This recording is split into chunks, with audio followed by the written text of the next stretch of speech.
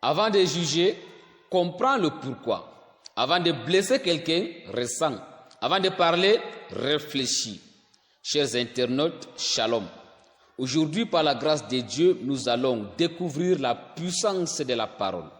Allez, intro.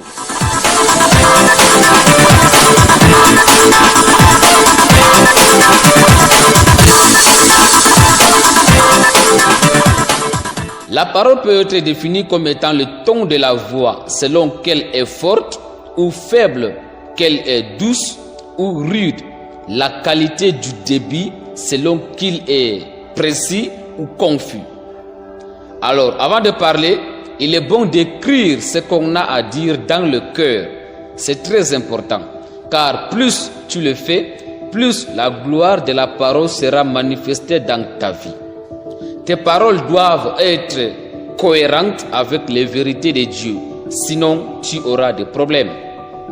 Car l'ennemi ou l'adversaire profitera toujours de tes propres paroles pour t'asservir.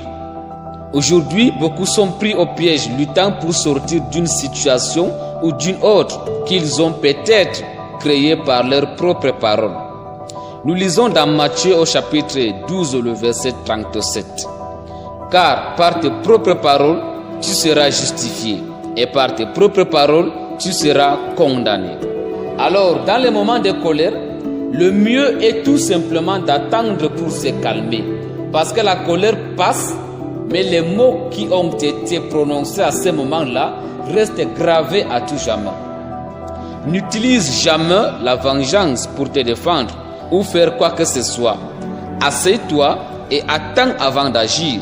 Si ton ennemi utilise la flèche de sa langue pour te blesser, alors je te conseille de le tuer avec l'épée de ton sourire.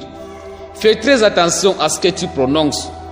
Tes paroles peuvent détruire une vie entière. Et à chaque action, n'oublie jamais qu'il y a une réaction. Alors, chers internautes, chers amis, chers camarades, chers frères, chères sœurs, n'oublie jamais que les gens peuvent te jeter des pierres par leurs propres paroles. Mais je te conseille à ce moment de ne pas faire de même, mais collecte ces pierres et construis ton propre empire. L'une des meilleures leçons que tu peux apprendre dans la vie, c'est de garder le silence, là où tout le monde attend ta colère. Que Dieu te bénisse et que Dieu veille sur tes paroles. Au nom de Jésus-Christ.